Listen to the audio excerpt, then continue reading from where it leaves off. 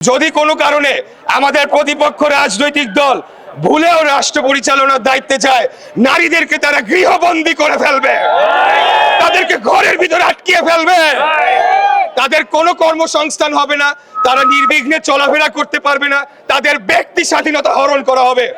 Slogan বন্ধ, slogan বন্ধ। যারা স্লোগান দিবে আমি বুঝবো তারা আমার প্রোগ্রাম নষ্ট করতে আসছে, ঠিক আছে? বক্তব্যের সময় কোনো স্লোগান হবে না। উপস্থিত আজকে 46 নম্বর ওয়ার্ড বিএনপি এবং সকল অঙ্গ সহযোগী সংগঠনের নেতৃবৃন্দ, উপস্থিত এলাকাবাসী, এই অঞ্চলের ভোটাররা, পাড়া প্রতিবেশী যারা আছেন, মিডিয়ার ভাইরা, আসসালামু আলাইকুম। আজকে আমরা ঢাকা 6 আসনের প্রার্থী। আমি 46 নম্বর ওয়ার্ডে গণসংযোগ কর্মসূচি আমরা এখান থেকে সূচনা করছি।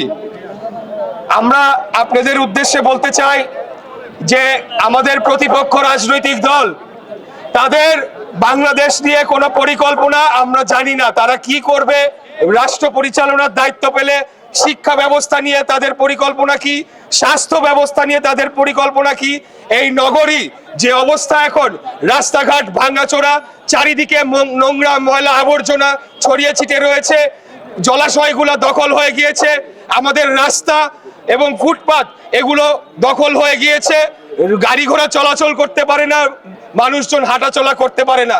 কিছুদিন পরে আমরা বর্ষার মৌসুমে পৌঁছাবো, তার আগে আমাদের যে পরিমাণই ড্রেনেজ ব্যবস্থা রয়েছে সেটা পর্যাপ্ত নয়, কিন্তু যতটুকুই রয়েছে সেগুলোকে সচল করার জন্যে কোনো উদ্যোগ আমরা আমাদের প্রতিপক্ষ রাজনৈতিক দল যারা রাষ্ট্র পরিচালনা আসতে চায় তারা এই ধরনের কোনো পরিকল্পনার কথা নগরবাসীকে জানাচ্ছে না। কোকো ও শিয়া বাটারের ইউনিক কম্বিনেশনে তৈরি Natura expert care body lotion স্কিনের ড্যামেজ হিল করে, ত্বক রাখে সফট ও ময়েশ্চারাইজ। লুকিয়ে আর কতদিন, bye bye damage skin.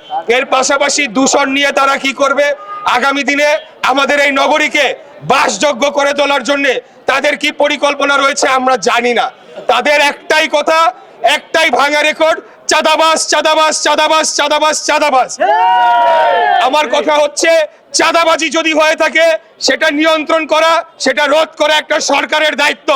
Bangladesh জাতীয়তাবাদী দল আমরা রাষ্ট্র পরিচালনার দায়িত্বে নাই, বরঞ্চ আমাদের প্রতিপক্ষ রাজনৈতিক দলগুলা তাদেরকেই সরকারি দল হিসেবে বিবেচনা করতে হবে। অতএব যদি কোনো ধরনের অপরাধমূলক কর্মকাণ্ড হয়ে থাকে, চাঁদাবাজি হয়ে থাকে, তাহলে তাদের সংশ্লিষ্টতা থাকার সম্ভাবনাই সবচাইতে বেশি।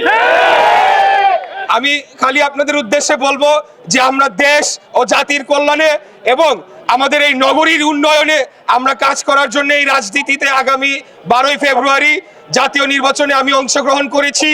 আমি আমাদের এই এলাকার ভোটাররা যারা রয়েছেন, বিশেষ করে আমি আমাদের নারী সমাজের উদ্দেশ্যে বলতে চাই, আগামী 12ই ফেব্রুয়ারি আপনারা যে কোনো মূল্যে, আপনাদের যদি একটু কষ্টও হয়, একটু যদি হেঁটে গিয়ে লাইনে দাঁড়িয়ে ভোটটা দিতে হয়, তারপরেও আপনারা কেউ ভোটটা মিস করবেন না। সবাই 12 তারিখে আপনারা ভোট কেন্দ্রে যে ভোটটা দিবেন এবং আমাদেরকে একটা ভোট দিবেন, ধানের শীষে ভোট দিয়ে আপনাদেরকে জয়যুক্ত করবেন। কারণ যদি কোনো কারণে আমাদের প্রতিপক্ষ রাজনৈতিক দল ভুলেও রাষ্ট্র পরিচালনার দায়িত্বে যায়, নারীদেরকে তারা গৃহবন্দী করে ফেলবে, তাদেরকে ঘরের ভিতরে আটকিয়ে ফেলবে, তাদের কোনো কর্মসংস্থান হবে না, তারা নির্বিঘ্নে চলাফেরা করতে পারবে না, তাদের ব্যক্তি স্বাধীনতা হরণ করা হবে। তারা তো আমাদের সবারই স্বাধীনতা হরণ করে ফেলবে, নারীদের তো আরো বেশি করে করবে।